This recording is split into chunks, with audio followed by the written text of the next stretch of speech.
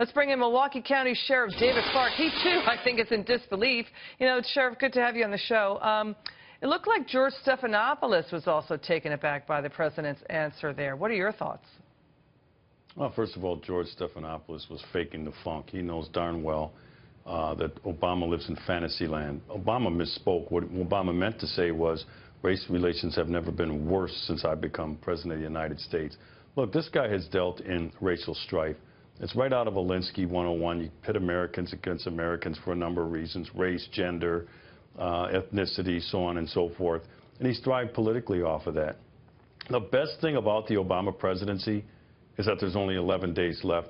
And Donald Trump, the election of Donald Trump, we have a chance in this country to put this aside and to rebuild this nation again in terms of relations, not just on race, but between gender, economic, ethnicity, so on and so forth. And that's why I've suggested that one of the first things that President-elect Trump should do in his first 100 days is deliver a Gettysburg-type address to begin to help this nation heal. This has been a very ugly chapter in terms of race relations in the history of the United States. President Obama not too long ago said, "We have not overcome the legacies of slavery, Jim Crow, racism." He told a magazine, too, that the U.S. still is colonialist in nature.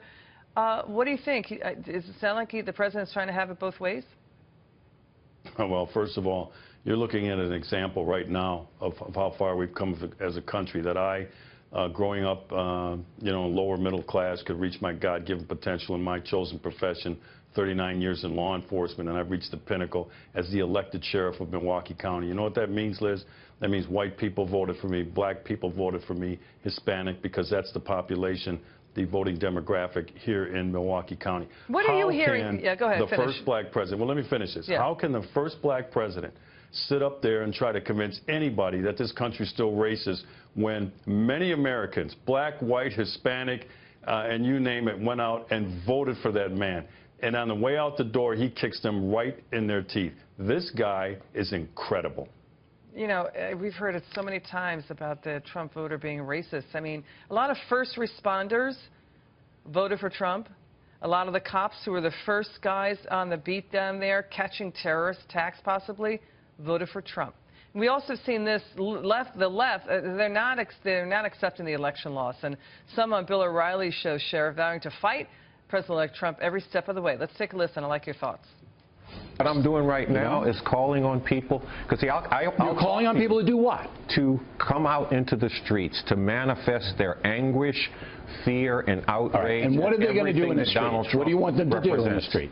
What? Protest. Nonviolent. Nonviolent? Okay. So you come on programs like this and you give your opinion. That's fine. But is there any other element? But it's not just opinion, though. There are people suffering. Working people are suffering. Poor people are suffering. Women are suffering. Yeah, but black people are suffering. Trump has promised to bring more jobs to alleviate the suffering. He's already betrayed working people by bringing in Wall Street and Goodman. All right, but that's just rhetoric. Come on.